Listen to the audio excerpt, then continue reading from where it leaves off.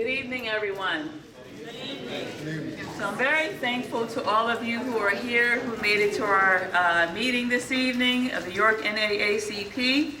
Please also be reminded that our meetings are every fourth Tuesday at 6:30 at Crispus Attucks here at 605 South Duke Street. So hopefully we'll also see you in May. We, as you see, are videotaping. The plan for today, because these candidates were so gracious to respond to our last-minute requests, the plan for today is that they each would give about a 5-minute presentation. And I did ask them to consider the issues that are important to us as an organization.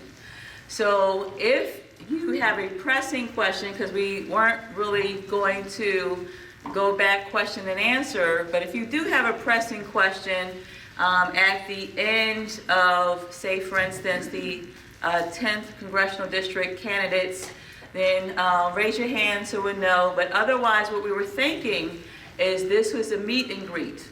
There's some snacks over to my right. Please help yourself too.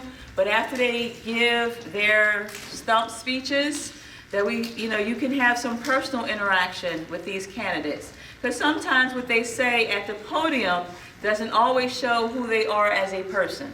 And one of the things that I absolutely know is you're putting people in those positions and you need to know who they are.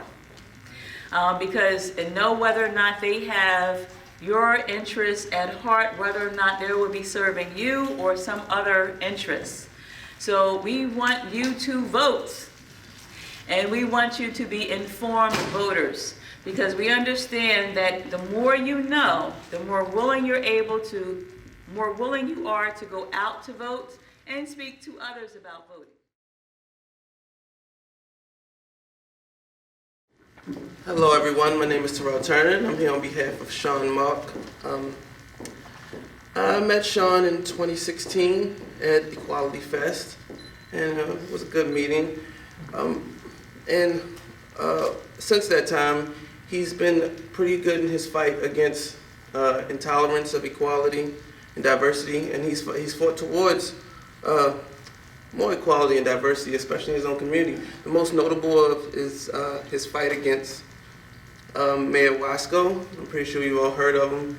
He's a man that made national news with his racist comments towards President Obama and his family, not on the merit of the policies he championed or his ideals, but more so about the color of his skin. Now, when Shawn asked me to come, and speak on his behalf, it's like, you kind of don't want to do it because as a candidate, there's no way to espouse their ideals, and there's no way to adequately explain what's going on in their minds. Some of the things they stand for, two of which I like a lot. That would be his criminal justice reform. We have a guy named Larry Krasner in Philadelphia that he wants to emulate, that's doing big things in Philadelphia. You should look him up if you haven't heard of him. A second thing is automatic voter registration at the age of 18. As we know, voter suppression is something that disproportionately affects minorities and people of color. So automatic voter registration at the age of 18 would be pretty great, and something I wish I had when I was younger and disengaged in politics. So I say all that to say this. Since I can't speak directly from him, I want to say that and I do give him a lot of credit for facilitating the space and an environment for public outcry when we had Mayor Wasco on the rampage. But that's great. He became a facilitator. So we can send anybody we want to Harrisburg, we can send anybody we want to Washington, D.C. And we can make them candidates, they can become candidates, they can become elected officials. But what I saw in him was a facilitator. And that's what we need. We need a facilitator. Because when you do have a facilitator, we can be that push, we can be that force, and we need to remain that force. We can't let up. We have to make our needs heard, we have to make our wants heard. And at this point, a lot of our wants are becoming needs because things are going in the wrong direction.